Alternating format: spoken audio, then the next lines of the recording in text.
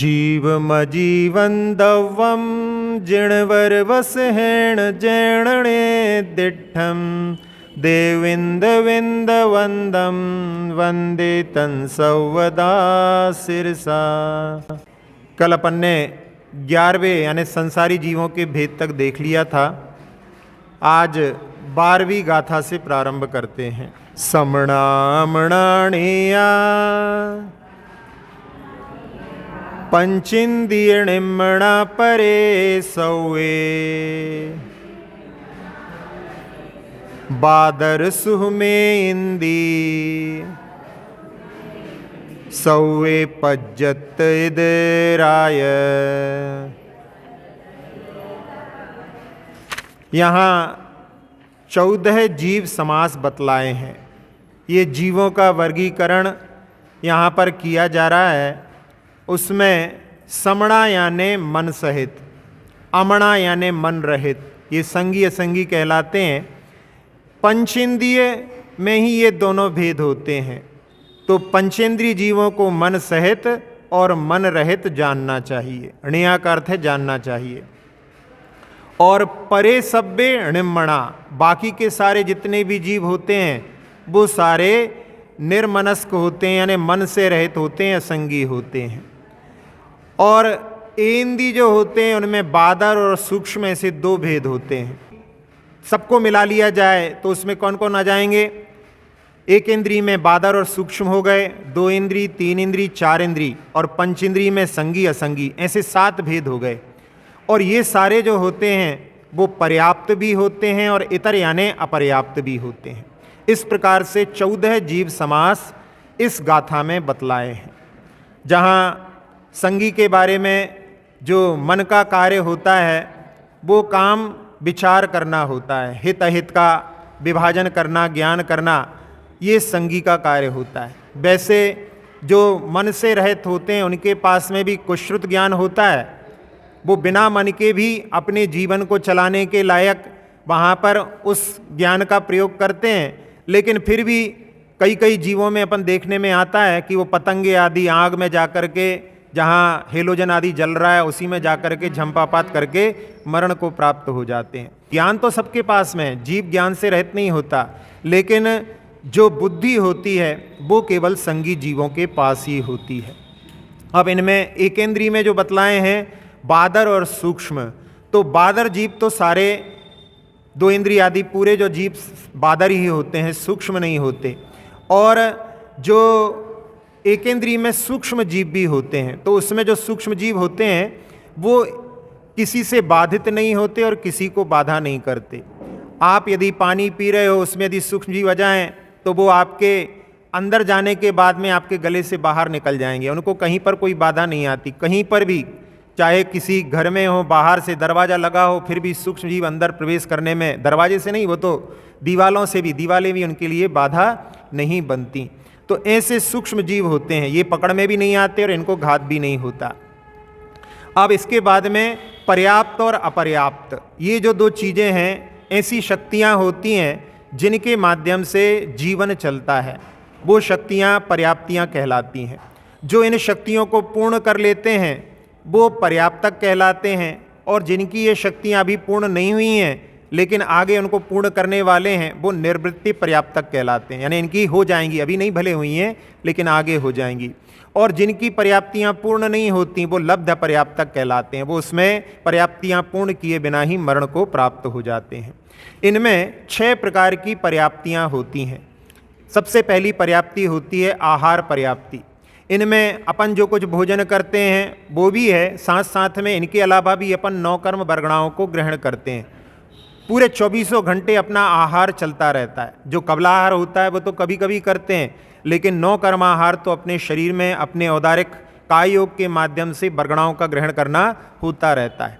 कोई लोग जो घड़ी आदि हमेशा पहने रहते हैं, बहुत दिनों के बाद जब घड़ी को उतारते हैं तो उसके नीचे जो है पीला पीला सा जो है सफ़ेद सफ़ेद सा दिखाई देता है। वहाँ पर उन वर्गणाओं का अच्छी तरह से संपर्क नहीं हो पाया तो वहाँ की त्वचा एक अलग रंग की हो जाती है। वस्त्रों में भी जहाँ पर पहनते हैं तो बनियान के निशान दिखाई देते हैं, तो उनमें भी जो वस्त्र आदि हैं वो वहाँ पर उन 9 कर्म वर्गणाओं को अच्छी तरह से संपर्क होने नहीं देते। तो जब उनको ग्रहण करते हैं या जो आहार ग्रहण करते हैं वो दो भाग में बंटता है। अपना भोजन जब आमाशय में जाता है तो वहाँ पर दो भागों में बंटता है, एक जो है कठोर सॉलिड भाग रहता है और एक रस भाग रहता है। फिर आगे चल करके इन्हीं से जो कठोर होता है उसके माध्यम से हड्डी आदि का निर्माण होता है और जो लिक्विड होता है उससे खून आदि का निर्माण होता है। तो इस प्रकार से जो मटेरियल है वो आहार पर्याप्ति, तो ये पर्याप्ति पूर्ण हो जाती है तो फिर वो उन मटेरियलों को ग्रहण जीवन भर के लिए करता है। अब इसके बाद में होती है शरीर पर्याप्ति। शरीर पर्याप्ति में जो शरीर का निर्माण होता है ये शक्ति जो है शरीर पर्याप्ति के माध्यम से होती है। जैसे मकान बनाने के लिए आप लोग मटेरियल लेकर के आते हैं तो वो मटेरियल जो है वो हो गया आहार, और उसके बाद में आपने स्ट्रक्चर खड़ा किया तो वो हो गया शरीर। अब इसके बाद में तीसरी पर्याप्ति होती है इंद्रिय पर्याप्ति। अपने शरीर में जो इंद्रियां बनती हैं वो इस इंद्रिय पर्याप्ति के माध्यम से, यानी ये शक्ति प्राप्त होती है, फिर इंद्रियों का निर्माण प्रारंभ होता है, फिर इंद्रियों का कार्य भी इस पर्याप्ति के माध्यम से होता है। जो अपन अपनी पांचों इंद्रियों के माध्यम से जो ज्ञान करते हैं वो इंद्रिय पर्याप्ति के माध्यम से होता है। तो जैसे घर बनाया आपने तो उसमें दरवाजे खिड़की आदि लगाते हैं, वो अपन इंद्रिय पर्याप्ति के रूप में समझ सकते हैं। इसके बाद में फिर जो है श्वासोच्छ्वास पर्याप्ति होती है। जो अपन श्वास लेते छोड़ते हैं उसकी शक्ति जब प्राप्त होती है तो जीव वो श्वास लेने छोड़ने में समर्थ होते हैं। तो घर बनाते समय में आप लोग वेंटिलेशन वातायन का ध्यान रखते हैं, वो उसको अपन श्वासोच्छ्वास पर्याप्ति के रूप में उदाहरण के रूप में देख सकते हैं। इसके बाद में फिर भाषा पर्याप्ति, जो जीव दो इंद्रिय, ये जो चार पर्याप्तियाँ जो होती हैं वो तो जो है एक इंद्रिय जीव में भी हो जाती हैं। जब श्वासोच्छ्वास जो एक रहता है वो तो एक इंद्रिय जीव में भी होता है, लेकिन भाषा जो है दो इंद्रिय से प्रारंभ होती है। तो जिनके पास में वो भाषा के यंत्र बनते हैं फिर उनके माध्यम से बोलना होता है, वो सारी शक्ति जो प्राप्त होती है वो भाषा पर्याप्ति कहलाती है। अब घर में आप लोग उदाहरण के रूप में कि घंटी आदि लगा लेते हैं जिससे कि जिसके माध्यम से या फ़ोन आदि के माध्यम से, तो वो जो है भाषा पर्याप्ति के रूप में अपन ले सकते हैं। इसके बाद में फिर ये जो है असंगी पंचेंद्रिय तक ये कार्य चलता है। इसके बाद में जो संगी होते हैं, वैसे तो प्रभाचंद जी आचार्य ने कहा है टीका में कि असंगी के पास में भी शक्ति तो होती है, उसकी व्यक्ति नहीं होती है। तो ऐसी जो है आखिरी पर्याप्ति होती है मनः पर्याप्ति, जिसके माध्यम से मन का निर्माण होता है और मन के माध्यम से जो चिंतन होता है। पहले हमने आपको बताया था कि एक मत के अनुसार मन वहीं पर निर्माण होता है और मिट जाता है, जैसे जादू की स्लेट के माध्यम से समझाया था। दूसरे मत के अनुसार अपने हृदय में एक 8 पाखड़ियों वाले मन का जो बहुत सूक्ष्म होता है उसका निर्माण होता है, तो उसके माध्यम से चिंतन विचार आदि चलते हैं। तो ऐसी मनः पर्याप्ति होती है। इसमें अपन उदाहरण के रूप में घरों में दरवाजे में एक जो लेंस लगाया जाता है, जो door lens, door viewer lens कहलाता है, उसके माध्यम से घर में रहते हुए बाहर कौन आया है वो वहाँ पर देख लेता, लेकिन बाहर वाले को पता नहीं पड़ता कि अंदर से कोई देख रहा है। तो ऐसे ही अपना मन होता है, मन से अपन जो है बाहर की सब चीज़ें के बारे में विचार कर सकते हैं, लेकिन बाहर वाला अपने मन को नहीं जानता। तो ये समझने के लिए उदाहरण के लिए ले सकते हैं।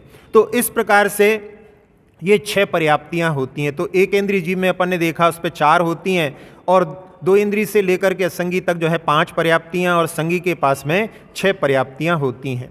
अब इनमें जो अपर्याप्त जीव होते हैं, जिनकी पर्याप्तियाँ पूर्ण नहीं होती, वो अपर्याप्त कहलाते हैं, जिसमें मनुष्य भी सम्मूर्छन होते हैं, लब्ध अपर्याप्तक होते हैं। अपने शरीर के कुछ ऐसे अंग होते हैं जहाँ पर वो बहुतायत में पाए जाते हैं, और इसमें एक खास बात यह है कि ये लब्ध अपर्याप्तक सम्मूर्छन जो मनुष्य होते हैं वो भी संगी होते हैं, मन सहित होते हैं। भले उनका कार्य नहीं होता लेकिन वो भी संगी, क्योंकि मनुष्य तो संगी ही होते हैं। तो उसमें उनकी जो उपस्थिति रहती है वो केवल आर्य खंड में होते हैं, म्लेच्छ खंड के जीवों में वो नहीं होते।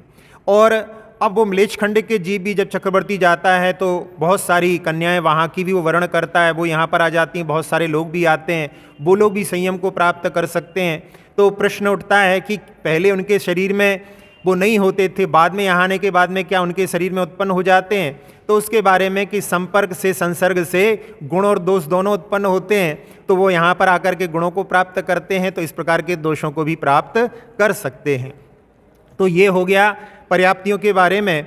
अब इनमें जो 12वें गुणस्थान तक के जीव रहते हैं उनके पास में ही संगीपना रहता है। जैसे ही भगवान बनते हैं, केवल ज्ञान होता है, तो 13वें गुण स्थान में वहाँ पर उनके लिए नो संगी नो असंगी, या ना तो उनके पास में मन है और मन नहीं भी है। जैसे असंगी के पास में मन नहीं है ऐसा उनको भी नहीं कह सकते, पहले मन था, तो वहाँ पर उनके लिए ना मन है ना अमन है। आचार्य जी कहते हैं वो अपने आप में चमन वाले होते हैं, उनके लिए मन की आवश्यकता नहीं पड़ती। मन के माध्यम से विचार करते हैं, ये सब क्षयोपशम ज्ञान के माध्यम के लिए कारण बनता है, लेकिन उनके पास में क्षय ज्ञान हो गया है, अब इसलिए उनके लिए मन की आवश्यकता नहीं रहती है।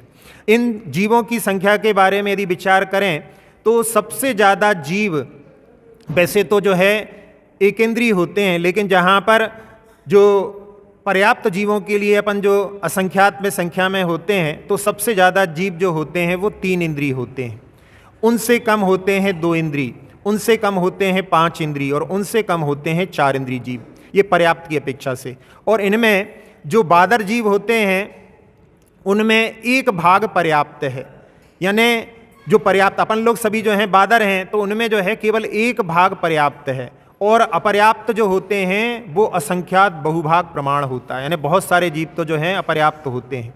फिर जो लब्ध अपर्याप्तक पंचेंद्रिय में सबसे कम होते हैं, 4 इंद्रिय में उससे ज़्यादा होते हैं, 3 इंद्रिय में उससे ज़्यादा होते हैं और 2 इंद्रिय में उससे ज़्यादा होते हैं। जहाँ आप छेड़ाला में पढ़ते हैं कि एक श्वास में 8-10 बार जन्म्यो मर्यो भर्यो दुख भार, तो उसमें एक अंतर मुहूर्त में लगातार जीव यदि लब्ध अपर्याप्तक होता रहे तो वो कितने यानी जन्म धारण कर सकता है, तो उसके लिए आगम में बताया है 66,336 जन्म वो एक मुहूर्त में प्राप्त कर सकता है, मरण और जन्म प्राप्त कर सकता है। उसमें एक इंद्रिय के 66,132 जन्म मरण होते हैं, 180 जो है 2 इंद्रिय के, 3 इंद्रिय के 60, 4 इंद्रिय के 40 और 5 इंद्रिय में भी लब्ध पर्याप्तक जो होते हैं उनके 24। ऐसे लगातार जो यदि चाहे इतने समय तक वो लब्ध पर्याप्तक हो सकता है, इसके बाद में नहीं, यानी इतनी ही सीमा है, इसके बाद में फिर वो पर्याप्तक में उत्पन्न होगा, इससे ज़्यादा नहीं होगा। अब इनमें जो सूक्ष्म जीव होते हैं, अभी बादर के बारे में अपन ने देख लिया, अब जो सूक्ष्म जीव होते हैं उनमें अपर्याप्त जो हैं वो केवल 1 भाग मात्र हैं, लेकिन पर्याप्त उनमें जो होते हैं वो संख्यात बहुभाग प्रमाण होते हैं। वैसे जो है पर्याप्त की भी जो सूक्ष्म जीवों की आयु होती है वो केवल 1 अंतर मुहूर्ती होती है, और अपर्याप्त की तो जो एक सांस में 8-10 बार अपन पढ़ चुके हैं। तो इस प्रकार से ये जीवों की संख्या के बारे में हुआ। एक बार एक तरुण बालक जो है आचार्य श्री के पास आया था, और उसके शरीर में ऐसा हो गया था कि कुछ भी खाता था उससे रक्त नहीं बनता था। आज भी कुछ ऐसी बीमारियां हैं जिन पर जो है विज्ञान ने विजय प्राप्त नहीं की है। तो उस समय में पूरा शरीर का जो रक्त है वो सब पानी बन रहा था और मृत्यु निश्चित थी। डॉक्टर ने कह दिया था इसका कुछ भी इलाज नहीं है। फिर भी उस समय में उसने आचार्य श्री से निवेदन किया। आचार्य श्री ने कहा जब ऐसी स्थिति निर्मित हो गई है कि अब मृत्यु निश्चित है तो सल्लेखना के माध्यम से अपने जीवन का कल्याण कर सकते हो। और उस बालक ने वहाँ पर पुरुषार्थ करके चारों प्रकार के आहार त्याग करके और धीरे धीरे सल्लेखना के माध्यम से जो शरीर वैसे ही नष्ट होने वाला था उसको उसने वहाँ पर सल्लेखना के माध्यम से उसमें अपने लिए उन्नति का मार्ग उसने चुन लिया। अब इनमें अपन ने 14 प्रकार के जीव समाज देखे हैं। इनमें सबसे सर्वश्रेष्ठ कौन सा है? संगी पंचेंद्रीय जीव सर्वश्रेष्ठ है। अब संगी पंचेंद्रीय में भी 4 गतियों के जीव आते हैं। देव भी हैं, नारकी भी हैं, मनुष्य भी हैं, तिर्यंच भी हैं। तो सर्वश्रेष्ठ जो है इसमें मनुष्य है। और मनुष्य में भी आर्य खंड में उत्पन्न हुए और जिनको जैन धर्म मिल गया वो सर्वश्रेष्ठ अपने आप को माने और उसके माध्यम से मुक्ति के मार्ग के लिए भी प्रयास करना चाहिए। अब अगली गाथा लेते हैं। मग्गण गुण ठाणे हिय 14 हवंति ते असुद्धणया विण्णेया संसारी सब्बे शुद्धाहु शुद्धणया। हाँ, यहाँ पर संसारी जीव जो होता है वो अशुद्ध नया, अशुद्ध नय से मग्गण गुण ठाणे ही 14 हवंती, यानी मार्गणा और गुणस्थानों की अपेक्षा से 14 भेद वाला होता है। और शुद्ध नया, शुद्ध नय से सब्बे शुद्धाहु विण्णेया, सभी जीवों को शुद्ध ही जानना चाहिए। पहले नयों के बारे में बतलाया था कि एक शुद्ध नय होता है जो शुद्ध स्वरूप को ग्रहण करता है, तो उसके माध्यम से पूरे संसार के जीवों में वो शुद्ध आत्मा को ही ग्रहण कर रहा है, इसलिए उसके लिए कोई भी भेद नहीं है, उसके लिए सारे जीव सिद्ध के समान शुद्ध हैं। लेकिन इससे काम नहीं चल सकता। जहाँ जीवों के विभाजन अपन देखते हैं वो अशुद्ध नय के माध्यम से ही होते हैं। अशुद्ध नय में जहाँ कभी कभी व्यवहार नय के रूप में भी इसका वर्णन कर दिया जाता है और कभी कभी जहाँ पर जीवों के भावों के बारे में बतलाया जाता है तो वो अशुद्ध निश्चय नय के रूप में रहता है। यानी अशुद्ध निश्चय नय भी जो है शुद्ध निश्चय नय की अपेक्षा व्यवहार ही कहा जाता है। तो इस प्रकार से यहाँ चूँकि ये मार्गणा स्थान और गुणस्थान जो उत्पन्न होते हैं वो कर्म के आश्रित हैं, इसलिए अशुद्ध नय के विषय बनते हैं। जहाँ अपन ने 14 जीव समास देखे थे वो भी संसारी जीवों के 14 जीव समास भी वो वहाँ पर व्यवहार नय से ही हैं। तो यहाँ शुद्ध नय से तो केवल जीव शुद्ध होते हैं, इसलिए उसके माध्यम से अपन विभाजन नहीं कर सकते, लेकिन व्यवहार नय या अशुद्ध नय के माध्यम से विभाजन होते हैं। उनमें मार्गणा क्या कहलाती हैं? जीवों को खोजने के 14 प्रकार हैं जिनके माध्यम से जीवों को खोजा जाता है, वो मार्गणा कहलाती हैं। ये अपने अपने कर्मों के उदय से मार्गणाएँ होती हैं। जिनागम में जीवों को खोजने के लिए जीवों के जितने विभाजन किए हैं पूरे संसार में कहीं पर भी इस प्रकार का ज्ञान उपलब्ध नहीं हो सकता। तो उसमें 14 प्रकार की मार्गणाओं के बारे में अपन समझते हैं और साथ साथ में 14 गुणस्थान। गुणस्थान जो मोह और योग के निमित्त से आत्मा के उन्नति के जो स्थान होते हैं उनको गुणस्थान कहा जाता है। सबसे पहले अपन मार्गणाओं को देखें तो मार्गणाएँ 14 होती हैं। उनके बारे में 24 ठाणा एक ग्रंथ है, उसमें एक गाथा आती है, उसमें 14 मार्गणाओं को बतलाया है। गई इंदिये चकाए जोए बेकसायणाणेय संयम दंसण लेसा भविया सम्मत सण्णिया हारे। इसमें 14 मार्गणाएँ बतलाई हैं।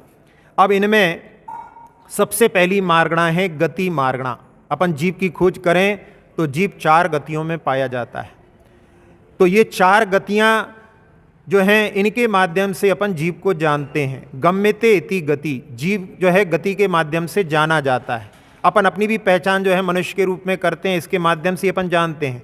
आयु मार्गणा नहीं है, आयु के माध्यम से जीव का ज्ञान नहीं होता। आयु दिखती भी नहीं है, दिखती गति है। नाम कर्म की जो प्रकृति है गति वो ही दिखलाई देती है। जैसे गाड़ी दिखलाई देती है, अंदर का पेट्रोल चलाने वाला नहीं दिखलाई देता। करंट दिखलाई नहीं देता, लेकिन बल्ब जब चमकता है तो समझ में आता है करंट है अंदर। तो इस प्रकार से बाहर से जो प्रदर्शित होता है वो गति के माध्यम से होता है। तो गति जो है के माध्यम से अपन जीव को जानते हैं, तो गति मार्गणा है। फिर इंद्रिय मार्गणा, 5 इंद्रिय जीव होते हैं, इनके बारे में अपन देख चुके हैं। तो इंद्रिय के माध्यम से भी अपन जीव को जानते हैं। फिर इसके बाद में काय, काय के बारे में भी पढ़ा अपन ने कि स्थावर और त्रस ऐसे 2 भेद होते हैं, फिर स्थावर में 5 भेद हो जाते हैं। तो इसके माध्यम से भी अपन जीव को पहचानते हैं। फिर होते हैं योग। योग में जहाँ 3 प्रकार के भेद होते हैं, मन वचन काय, मन के 4 भेद होते हैं, वो वहाँ पर सत्य असत्य उभय अनुभय। फिर इसी प्रकार से वचन में भी 4 योग होते हैं, सत्य असत्य और उभय और अनुभय। सत्य और असत्य को तो आप जानते हैं। उभय में वहाँ पर जो सत्य भी है और असत्य भी है, और अनुभय में ना जो सत्य है ना असत्य है। आचार्षी अनुभय वचन का प्रयोग करते हैं। कोई जाकर के निवेदन करता है कि आप हमारे यहाँ पधारिए, तो आचार्षी कह देते हैं देखो, ना तो जो है हाँ कहा ना कहा। और कभी कोई निर्देशन चाहता है और उस समय में वहाँ पर कोई यदि सावध्य होता है, उसमें कोई हिंसा होती है, तो आचार्षी कह देते हैं देख लो, यानी अपने हिसाब से मना भी नहीं है और हाँ भी नहीं है, आप करोगे तो आपको ही उसका दोष लगेगा। तो इस प्रकार से जो है अनुभय वचन का प्रयोग होता है। फिर 7 प्रकार का काय योग होता है। उसमें जब जीव जन्म लेता है, त्रियंच और मनुष्य शुरुआत में गर्भ में रहते हैं, उस समय में उनका जो है औदारिक मिश्र योग होता है। फिर उसके बाद में जीवन पर्यंत औदारिक काय योग चलता है। जो देव होते हैं उनके वैक्रियक मिश्र और फिर वैक्रियक काय योग चलता है। अभी कल अपन ने आहारक समुद्घात के बारे में देखा तो जब वो पुतला बनता है उस समय में आहारक मिश्र योग होता है और फिर बाद में जो है उसका आहारक काय योग होता है। और जब जीव एक गति से दूसरी गति जाता है तो बीच में उसका कार्मण काय योग होता है। तो इस प्रकार के 7 काय योग होते हैं। तो ऐसे 15 योगों के माध्यम से भी अपन जीव की पहचान कर सकते हैं। फिर इसके बाद में वेद यानी 3 वेद होते हैं, पुरुष स्त्री नपुंसक वेद। तो कषाय के बारे में कि जहाँ कषाय 25 कषाय होती हैं, 9 कषाय मिला करके, और मूल में जो है क्रोधमान माया लोभ, तो सारे संसारी जीव इन कषायों से युक्त रहते हैं। उसके माध्यम से भी जीव की पहचान कर सकते हैं। फिर ज्ञान के बारे में 5 सम्यक होते हैं और 3 मिथ्या होते हैं, जिन अपन ने 8 जो हैं पढ़ चुके हैं। तो अभी जो है सम्यक में केवल मति ज्ञान और शुद्ध ज्ञान ही होता है। अवधि ज्ञान, मनः पर्य ज्ञान, केवल ज्ञान इस काल में नहीं होता। यदि किसी के लिए क्वचित कदाचित कभी होगा तो अवधि ज्ञान हो सकता है, लेकिन वो भी बहुत छोटे मात्रा में रह सकता है। फिर इसके बाद में संयम। तो संयम की मार्गणा में 7 भेद आते हैं। सबसे पहले असंयम, 1 से 4 गुणस्थान तक असंयम रहता है। फिर 5वें गुणस्थान में संयम, संयमा संयम।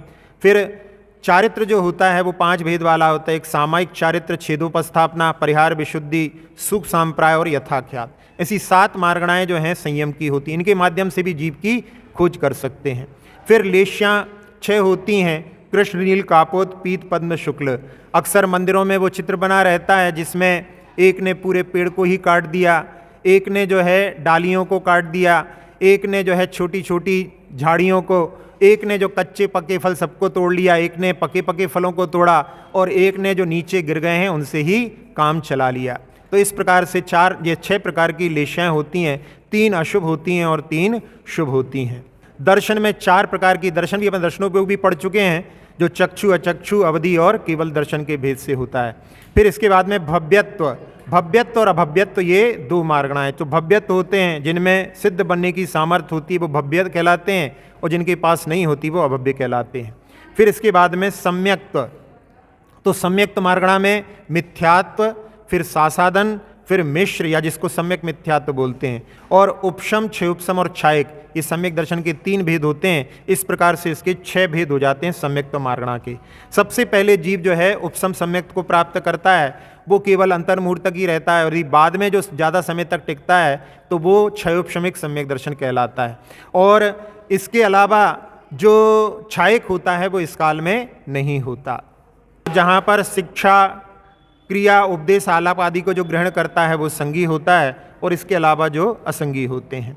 फिर इसके बाद में आखिरी मार्गणा है आहार। इसके बारे में भी अपन देख चुके हैं। जो अपन ग्रहण करते हैं कवलाहार के अलावा भी 9 कर्माहार को ग्रहण करते हैं, वो आहार कहलाता है। तो इनमें शरीर के योग पुद्बल वर्गणाओं को ग्रहण किया जाता है, उनके माध्यम से अपन जीवन पर्यंत आहारक होते हैं। विग्रह गति में केवल 1, 2, 3 समय के लिए अनाहारक होते हैं। और यदि विग्रह गति नहीं होती, ऋजु गति से जन्म लेते हैं, कोई जीव जो है पास में ही उत्पन्न हो रहा हो या बिल्कुल सीधी स्थिति में हो, वहाँ पर उत्पन्न हो रहा हो, तो उसमें मोड़े नहीं लेना पड़ते उसको। तो उस समय में वो रास्ते से ही वर्गणाओं को ग्रहण करने लगता है अपने शरीर को बनाने के लिए।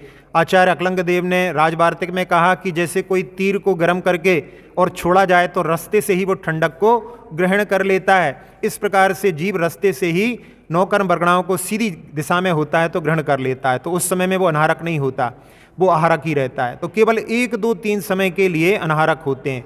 जब 14वां गुणस्थान होता है अयोग केवली का, उस समय में बहुत लंबे समय तक भी अनाहारक होते हैं। और वास्तविक अनाहारक तो सिद्ध प्रभु हैं जो कोई भी वर्गणाओं को ग्रहण नहीं करते।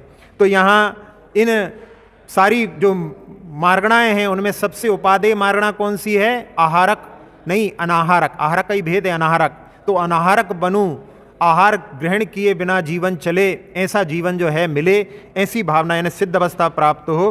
क्योंकि विग्रह गति की जो अनाहारक है वो तो केवल थोड़ी देर के लिए होती है, उसमें अपना काम सधने वाला नहीं। अब इसके बाद में 14 गुणस्थान होते हैं।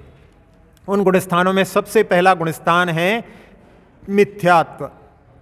बहुतायत जीव जो है इसी गुणस्थान में है। जैसे कि धारा में बह रहे हैं, उसमें किन्हीं के लिए जहाँ पर कम जो है बहाव है, वहाँ से वो निकल करके कोई घाट पकड़ लें तो वो फिर वहाँ पर मिथ्यात्व से ऊपर उठने वाले होते हैं। तो उनमें ही जो बह रहे हैं वो हो जाते हैं स्वस्थान मिथ्या दृष्टि, और जो उससे निकल करके उठने का प्रयास करते हैं वो सातिशय मिथ्या दृष्टि कहलाते हैं। इनमें तत्वों का जो विपरीत सिद्धांत होता है वो मिथ्यात्व के उदय से होता है। दूसरा गुणस्थान है सासादन। वैसे ये गुणस्थान सीढ़ियों जैसे नहीं है कि एक के बाद दूसरा आएगा, ये तो सांप सीढ़ी का खेल है, लेकिन फिर भी समझाने के लिए यहाँ पर दूसरा गुणस्थान है सासादन। तो सासादन क्या कहलाता है? जिसमें सम्यक्त की असाधना कर दी है, सम्यक्त की विराधना कर दी है। जिस जीव ने सम्यक्त को छोड़ दिया है, अभी मिथ्यात्व को प्राप्त नहीं हुआ है, बीच में जैसे फल टूट गया झाड़ से, अभी जमीन तक नहीं पहुंचा, बीच की अवस्था जो है उसकी सासादन की कहलाती है। तो वो जो प्रथमोपसम सम्यक्त जिसने प्राप्त किया था और उसमें जब अनंतानुबंधी कषाय में से किसी कषाय का उदय आ जाता है तो फिर वहाँ से वो जो है पतन हो जाता है, तो वो बीच की स्थिति वो वहाँ पर सासादन की कहलाती है। तीसरा गुणस्थान होता है मिश्र। चाहे सम्यक दृष्टि हो चाहे मिथ्या दृष्टि हो, दोनों ही जो मिश्र प्रकृति होती है सम्यक मिथ्यात्व, उसके उदय से इसमें मिले जुले परिणाम होते हैं, वो मिश्र गुणस्थान कहलाता है। कई लोग जो है वैनिक मिथ्यात्व को भी जो है मिश्र समझ लेते हैं, कहीं कहीं संशय को भी जो है मिश्र समझ लेते हैं, लेकिन ऐसे ये तो मिथ्यात्व के ही परिणाम है, क्योंकि इन परिणामों में वहाँ पर निश्चय नहीं होता, लेकिन मिश्र वाले को दोनों की तरफ जो है वहाँ पर निश्चय होता है, निर्णय होता है, लेकिन वो बहुत थोड़े समय के लिए होता है। वो बाद में तीसरे गुणस्थान से पहले में या चौथे गुणस्थान में जैसे निमित्त मिल जाएं तो उसमें अपने लिए हमेशा सच्चे देवशास्त्र गुरु के संपर्क में रहना चाहिए, जिसके माध्यम से अपने ऐसे परिणाम यदि हों तो वो अपने लिए ऊर्ध्वगमन करने वाले हों। वैसे तो ऐसे परिणामों से बचने के लिए मिथ्या आयतनों से अपने को बचने का प्रयास करना चाहिए। चौथा गुणस्थान होता है अविरत सम्यक्त। इसमें सम्यक्त की जो विरोधी प्रकृतियां होती हैं, 7 प्रकृतियां होती हैं, उनमें अनंतानुबंधी की चौकड़ी और मिथ्यात्व के 3 टुकड़े, ये जो हैं सम्यक्त के विरोधी होते हैं। तो इनके 6 उपसम उपसम से जो सम्यक दर्शन प्राप्त होता है, इसमें कोई व्रतों को धारण नहीं किया है तो वो अविरत सम्यक्त कहलाता है। फिर 5वां गुणस्थान होता है देश व्रत या संयमा संयम। इसमें अप्रत्याख्याना वर्ण कषाय जो होती है उसके अनुदय से, यानी उसके अभाव में श्रावकों के व्रतों को धारण करने से जो विशुद्ध आत्मा होती है वो 5म गुणस्थान वर्ती जो देश विरत या संयता संयत या संयमा संयम भी कहते हैं।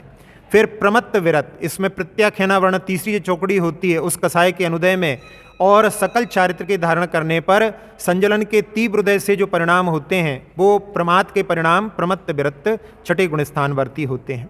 फिर अप्रमत्त विरत संजलन कषाय के मंद उदय से जो प्रमाद रहित अवस्था होती है उसको अप्रमत्त विरत कहते हैं। यहाँ तक जो है पंचम काल में जाया जा सकता है। इसके ऊपर श्रेणियाँ प्रारंभ होती हैं। 2 श्रेणियाँ होती हैं, एक छपक श्रेणी होती है और एक उपसम श्रेणी होती है। तो छपक श्रेणी और उपसम श्रेणी में गुणस्थान तो वहाँ पर समान ही हैं। वो 8वां गुणस्थान अपूर्वकरण कहलाता है, जिसमें चारित्र मोहिनी की जो प्रकृतियाँ हैं उनके उपशम या क्षय करते हुए चलता है और उत्तरोत्तर अपूर्व परिणाम होते हैं, यानी आगे आगे जो परिणाम होंगे जो पहले नहीं हुए ऐसे परिणामों को प्राप्त करता है, इसलिए वो अपूर्वकरण कहलाता है। इसके बाद में 9वां गुणस्थान है अनिवृत्तिकरण। निवृत्ति का अर्थ होता है भेद, अनिवृत्ति का अर्थ हो गया जिसमें भेद नहीं है, यानी एक समय में जैसे 4 मुनिराज उस गुणस्थान में पहुंचेंगे तो चारों के परिणाम एक से रहेंगे, तो वो अनिवृत्तिकरण कहलाता है। फिर इसके बाद में 10वां गुणस्थान है सूक्ष्म सांप्राय, जहाँ पर मोहिनी कर्म की प्रकृतियों में से केवल एक सूक्ष्म लोभ का ही वहाँ पर उदय अवशिष्ट रहा, बाकी सबका उपशम या क्षय कर दिया है, वो सूक्ष्म सांप्राय गुणस्थान होता है। इसके बाद में 11वां गुणस्थान जो उपशम श्रेणी पर चढ़ने वाले हैं वो प्राप्त करते हैं उपशांत मोह, जिसमें उस सूक्ष्म लोभ को भी दबा दिया। पूरी मोहिनी कर्म की प्रकृतियां दबी हुई हैं तो वो चारित्र मोहिनी कर्म के दबाने से वहाँ पर निर्मल परिणाम होते हैं, यथाख्यात चारित्र हो जाता है, यानी आत्मा की कषायों से रहित जो परिणति होती है वो प्राप्त होती है। अभी सत्ता में है इसलिए वो उपशांत मोह कहलाता है। इस गुणस्थान के बाद में अंतर मुहूर्त के बाद में फिर वापस रिवर्स गियर लग जाता है, क्योंकि वो कषाएँ जो दबी हुई हैं, दबाना जो है काम ज़्यादा देर तक नहीं रहता, क्षय करते हैं तभी उससे मुक्ति मिलती है, इसलिए उनको वापस नीचे उतरना पड़ता है। इस गुणस्थान में भी मरण हो जाता है, तो इस गुणस्थान में भी जब मरण होता है तब उस समय में जब जीव मरण करके दूसरी जगह जाता है तो उस समय में केवल 3 गुणस्थान होते हैं, पहला, दूसरा और चौथा। तो वो सीधे 11वें गुणस्थान से चौथे गुणस्थान में गिर करके और उनकी आत्मा चौथे गुणस्थान के साथ में, क्योंकि 11वें गुणस्थान में जिनका मरण होता है वो नियम से ऊर्ध्वगमन करते हैं और वो ऊंचे स्वर्ग को प्राप्त करते हैं, क्योंकि यहाँ पर लेशा शुक्ल रहती है। ऐसे जो है शुक्ल लेशा वाले स्वर्गों में जाकर के उत्पन्न होते हैं। फिर इसके बाद में जिन्होंने 10वें गुणस्थान में जो सूक्ष्म लोभ बचा हुआ था उसको भी क्षय कर दिया, तो वो सीधे 10वें से 12वें में पहुंच जाते हैं, यानी सीढ़ी लगती है यहाँ पर, 10वें से सीधे 12वें में पहुंच जाते हैं। तो ये पूर्णता क्षीण हो जाने के बाद में जो अत्यंत निर्मल वीतराग परिणाम होते हैं वो क्षीण मोह कहलाता है। इस गुणस्थान में आखिरी में जो मुनिराज होते हैं वो 3 घातिया कर्मों को और नष्ट करके, यानी पूरे 4 घातिया कर्मों को नष्ट करके और उसके क्षय से अनंत चतुष्टय से युक्त केवली हो जाते हैं। तो केवल ज्ञान से युक्त ये संयुक्त केवली गुणस्थान है, जो शरीर के साथ में वहाँ पर परमात्मा होते हैं। और जब मुक्ति प्राप्त करने के पहले अंतर मुहूर्त में सिद्ध होने के लिए योग से रहित हो जाते हैं, वो अयोग केवली कहलाते हैं। और उसके बाद में थोड़े ही जो 5 लघु अक्षर हैं उनके उच्चारण में जितना समय लगता है उतने समय में वो सारे कर्मों को नष्ट करके अंत और उपांत समय में 72 और 13 ऐसे 85 प्रकृतियों को तीर्थंकर और बाकी जो रहते हैं वो 84 प्रकृतियों को नष्ट करके और अनंत काल के लिए सिद्ध अवस्था को प्राप्त कर लेते हैं। तो ये 14 गुणस्थान हो गए। इनमें जहाँ सम्यक प्रकृति का वर्णन आता है, सम्यक प्रकृति जो होती है क्षयोपशम सम्यक दर्शन में उसका उदय रहता है, बाकी 6 प्रकृतियां दबी रहती हैं। तो ये जो सम्यक प्रकृति होती है, जहाँ भी अपनत्व की उदीर्णा होती है वहाँ पर इसका कार्य रहता है। जहाँ पर ये कि मेरे भगवान, मेरे गुरु, मेरा समयसार, ऐसे जो भाव उत्पन्न होते हैं वो सम्यक प्रकृति के कारण में, ऐसे जो इसमें चलमल अगाड़ दोष लगते हैं वो इसके कारण में होते हैं। अब जहाँ संयम और संयमी के प्रति बहुमान ना हो और लगातार कई बार दिन में 4 बार भी स्वाध्याय कर रहे हों, तो आचार्य श्री कहते हैं ऐसे लोगों के स्वाध्याय के माध्यम से पुण्य तो उनके लिए कथनचित प्राप्त हो सकता है, लेकिन असंख्यात गुणी निर्जरा उनके लिए प्राप्त नहीं हो सकती। श्रावक के लिए भी यदि संकल्प पूर्वक स्वाध्याय पूजा आदि करता है, लेकिन वो समीचीन मार्ग का अनुसरण करके करता है, तो उसको असंख्यात गुणी निर्जरा इस कार्यों में भी होती है, लेकिन संकल्प पूर्वक करने पर होती है। ऐसे नहीं कि अपन कर रहे हैं और संकल्प नहीं है, कभी कभी कर ली तो नहीं होती। जो संकल्प पूर्वक इनको करते हैं उनकी उतने समय तक असंख्यात गुणी निर्जरा होती है।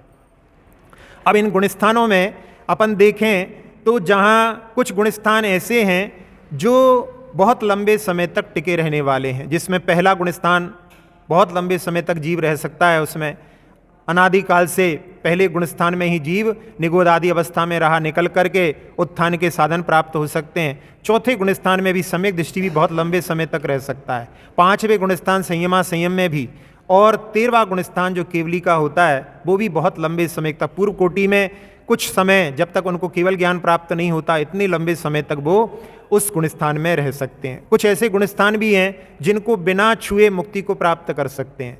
उसमें पहले गुणस्थान से सीधा 7वां छठा प्राप्त करके, यानी 2, 3, 4, 5 इनको छूने की आवश्यकता नहीं है, और उसके बाद में 11वां गुणस्थान को भी छूने की आवश्यकता नहीं है, उसके बिना भी मुक्ति प्राप्त हो सकती है।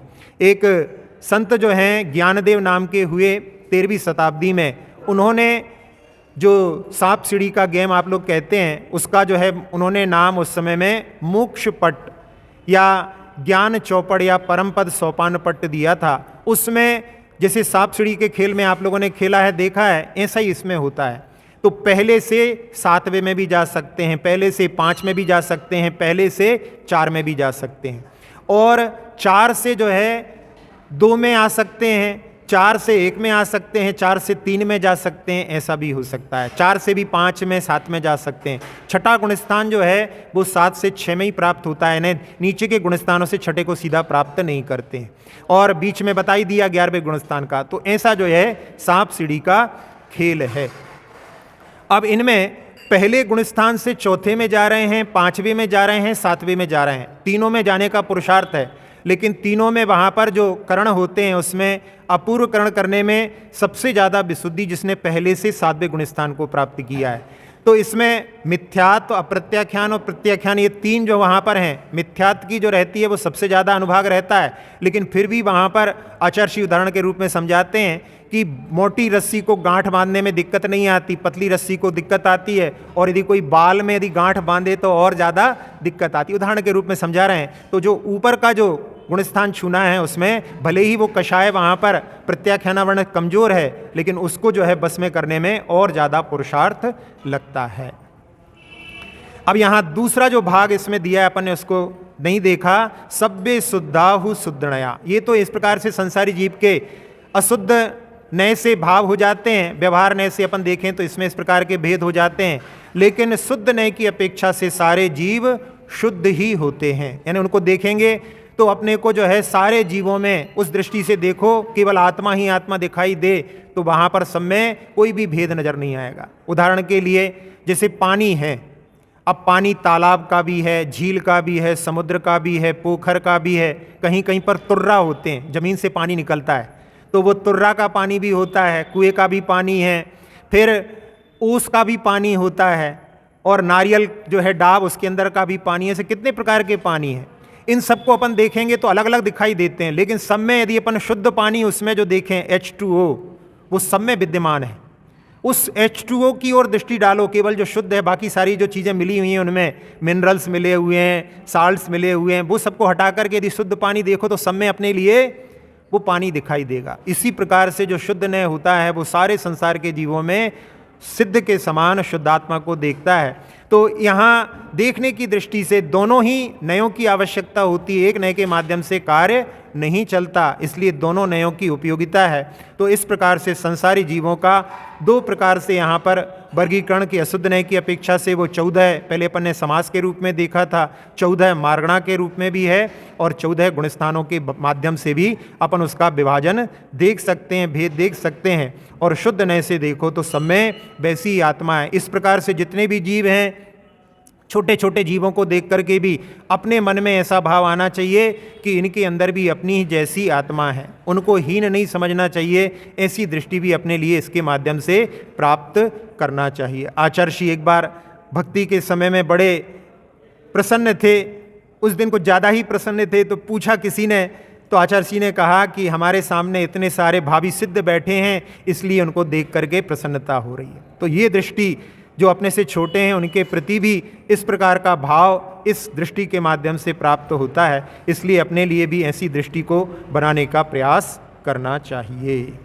अक्षर पद मात्रा से दूषित वचन अगर ममहीन रहे, और प्रमाद कषाय के वश में सम्यक अर्थ विलीन किए, जिन वाणी माता मेरी उन सब त्रुटियों को क्षमा करें, दे आशीष शीघ्र हम सबको केवल लब्धि रमा मिले, प्राप्त हमें हो बोधि समाधि परिणामों की शुद्धि हो, निज आत्म उपलब्ध हमें हो, शाश्वत सुख की सिद्धि हो। चिंतित वस्तु दात्री माता चिंतामणि उपमा भाति, करो वंदना पूर्ण विनय से चरण रखूं मैं ये पाती, कर जिन वाणी स्तुति तन की ममता टार, महामंत्र का जाप अब सभी जपें नव बार।